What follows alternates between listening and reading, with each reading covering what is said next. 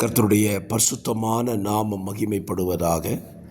ஆசீர்வாதமான ஒரு நல்ல காலை நேரத்திலேயும் அனுதினம் அண்ணா என்கிற வேத தியானத்தினால் உங்களை சந்திப்பதில் மிகுந்த சந்தோஷம். கர்த்தர் கிருபையாய் கொடுத்த நல்ல ஒரு நாள். இந்த நாளுக்காக ஆண்டவருக்கு நன்றி சொல்லுங்கள். தேவன் படைத்த படைப்புகளுக்காக, மனிதர்களுக்காக, எல்லாவற்றுக்காக தேவனுக்கு நன்றி சொல்ல மறந்து விடாதிருங்கள். தினமும் ஒரு அதிகாரம் என்கிற தலைப்பிலே நாம் தியானித்து வருகிறோம். இந்த நாளிலே நாம் தியானிக்கும்படியாக தெரிந்து கொள்ளப்பட்ட அதிகாரம் ஆதியாகமம் 45. இதில் 28 வசனங்களை உள்ளடக்கி இருக்கிறதை நீங்கள் பார்க்க முடியும். 45ஆம் அதிகாரம் ஆதியாகமம் என்றாலே யோசேப்பு தன்னை தன் சகோதரர்களுக்கு வெளிப்படுத்தி தன்னை தேசத்தின் நடுவிலே தேவன் எப்படி உயர்த்தியிருக்கிறார், நீங்கள் எனக்கு செய்த தீமையை குறித்து வருத்தப்பட வேண்டாம், செய்த தீமையெல்லாம் நன்மையாகவே தேவன் முடிய பண்ணினார் என்று சொல்லி சகோதரர்களை பிரமிக்கடைய வைக்கிறான். அது மாத்திரமல்லாமல் தன் தகப்பனையும் எகிப்து தேசத்திற்கு அழைத்து வரும்படி தகப்பனிடத்திற்கு தன்னுடைய நாட்டில் உள்ள ரதங்களை வண்டிகளை அனுப்பி வைத்து அழைத்து வரும்படியாக அவன் கூறிவிடுகிறான். இந்த அதிகாரத்தின் சுருக்கம் இதுதான். இந்த அதிகாரத்தில் நமக்கு இன்றைக்கு தியானிக்கப் போகிற ஒரு வார்த்தை ஆதியாகமம் 45:27 கடைசி வார்த்தை, யாக்கோபின் ஆவி உயிர்த்தது. ஒரு நல்ல வார்த்தை பாருங்கள், யாக்கோபின் ஆவி உயிர்த்தது. அப்படியானால் இதுவரைக்கும் யாக்கோபின் ஆவி எப்படி இருந்தது என்றால் உயிரற்ற நிலையில், மரித்த ஒரு நிலையில்தான் அவன் ஆவி இருந்திருக்கிறது. காரணம் என்ன? யாக்கோபின் ஆவி மரிப்பதற்கு காரணம் நமக்கு தெரியும். யோசேப்பு மரித்து போனான். ஒரு துஷ்ட மிருகம் யோசேப்பை கொன்றுவிட்டது என்று சொல்லி அவனுடைய பிள்ளைகள் சொன்ன வார்த்தையை யாக்கோபு நம்பி வாழ்ந்துறான். அந்த செய்தியை கேட்ட நாளிலிருந்து அவன் ஆவியிலே ஜீவன் இல்லாத தன்மை, ஒரு மரித்த நிலையில், சொல்லுவாங்க பார்த்தீங்களா, நடைப்பணமாக வாழுகிறோம், நான் ஜீவன் இல்லை, அந்த நிலையில் வாழ்ந்து கொண்டிருக்கிற யாக்கோபின் வாழ்க்கையில் அவன் ஆவியை உயிர்ப்பிக்க பண்ணக்கூடிய ஒரு வார்த்தையை கர்த்தர் அவனுக்கு கொடுக்கிறார். பாருங்கள், யாக்கோபின் ஆவி உயிர்த்ததுக்கு காரணம் என்ன? அவனுக்கு சொல்லப்பட்ட ஒரு வார்த்தை தான். என்ன வார்த்தை? நம்ம வாசிக்கலாம். ஸ்தோத்திரம்.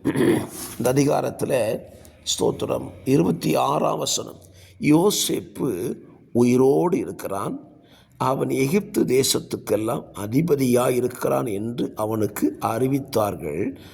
அவன் இருதயம் மூர்ச்சை அடைந்தது, அவன் அவர்களை நம்பவில்லை. அவன் ஆவி உயிர்ப்பிக்க காரணம் என்ன? அதுக்கு அடுத்த வசனத்தில் இருக்குது, அவர்கள் சொன்ன வார்த்தையை அவனுக்கு சொன்ன பின்பு தன்னை ஏற்றி கொண்டு போகும்படி யோசேப்பு அனுப்பின வண்டில்களை அவன் கண்டபோதும் அவர்களுடைய தகப்பனாகிய யாக்கோபின் ஆவி உயர்த்தது. யாக்கோபு நம்பிக்கையற்ற ஒரு வாழ்க்கை வாழ்ந்துட்டு இருந்தான். அவன் ஆவியை உயிர்ப்பிக்க பண்ணக்கூடிய ஒரு நல்ல வார்த்தை அவனுக்கு கிடைச்சது. பாருங்கள், என்ன வார்த்தை? யோசேப்பு செத்துட்டான் அப்படின்னு நினச்சிக்கிட்டு இருந்தவனுக்கு இப்போ என்ன வார்த்தை வருது? யோசேப்பு உயிரோடு இருக்கிறான். ரெண்டாவது, எகிப்து தேசத்துக்கெல்லாம் அதிபதியாக இருக்கிறான்.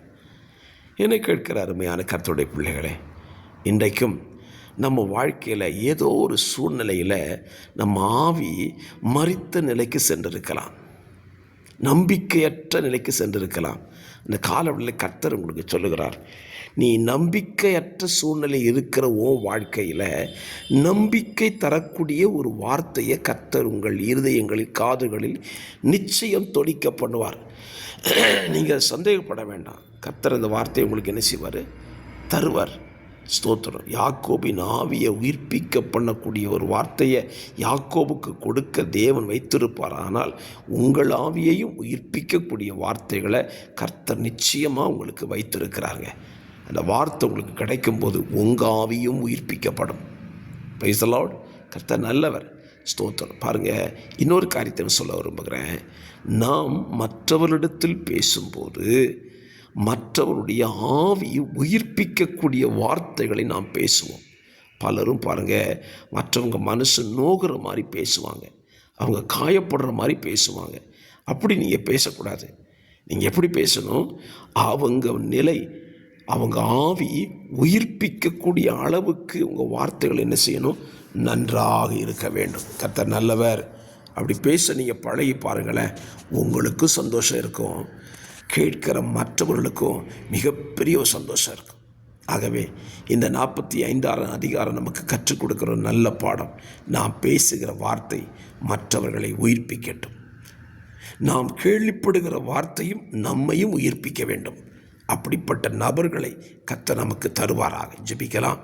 பரிசுத்தமுள்ள பிதாவே, இந்த நல்ல காலவெளியிலையும் ஆண்டவர் நல்ல சிந்தையை தந்திருக்கிறீங்க. யாக்கோபின் ஆவி உயிர்ப்பிக்க பண்ணக்கூடிய வார்த்தைகளை நீ யாக்கோபுக்கு கொடுத்தது போல இன்றைக்கு இந்த வார்த்தைகளை கேட்கிற உடைய பிள்ளைகளுக்கு அவர்கள் ஆவி உயிர்ப்பிக்கப்படக்கூடிய வார்த்தைகளை நீர் இன்றைக்கு கொடுத்தவர்களை ஆசீர்வதியும். இயேசுவின் நாமத்தில் ஜெபிக்கிறேன் நல்ல பிதாவே, ஆமென்.